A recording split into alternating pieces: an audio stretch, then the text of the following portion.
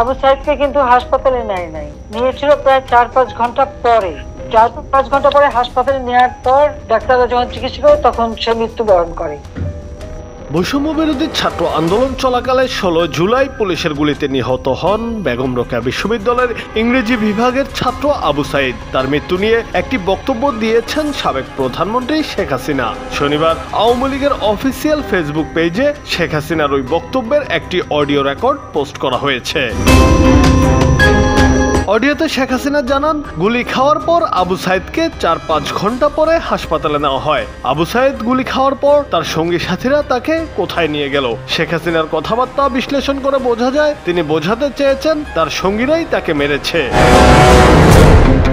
এদিকে মৃত্যুর ব্যাপারে হাসপাতালে দেওয়া ডেথ সার্টিফিকেটের তথ্য থেকে জানা গেছে আবু সাইদকে বিকেল 3:05 রংপুর মেডিকেল কলেজ হাসপাতালে মৃত অবস্থায় আনা হয়। 16 জুলাই দুপুর 2:16 শুরু হওয়া লাইভটির 1 মিনিট 55 সেকেন্ডের মাথায় আবু সাইদকে রাস্তায় লুটিয়ে পড়তে দেখা যায়। এরপরই আন্দোলনকারী কয়েকজন শিক্ষার্থী তাকে সেখান থেকে নিয়ে যান। অর্থাৎ সাইদের গুলি লাগে 2:16 থেকে 2:19 ভেতর। তাকে হাসপাতালে নেওয়া হয় 3টার দিকে। সেই হিসেবে অল্প সময়ের মধ্যেই সাইদকে হাসপাতালে নেয় তার সঙ্গীরা।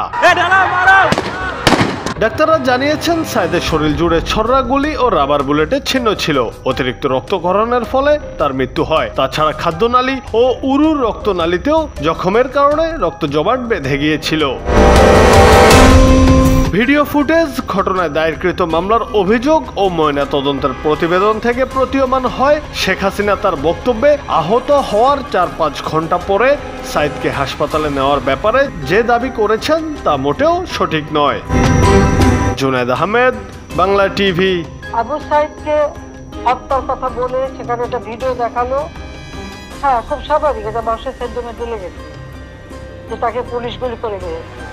এখানে আমার প্রশ্নটা হচ্ছে, তাকে যদি পুলিশ গুলি করে থাকে তো গুলি খাওয়া একটা লোক এরা টেনে নিয়ে গেল, এখানে কিন্তু কোনো রক্তের চিহ্ন দেখা যায়।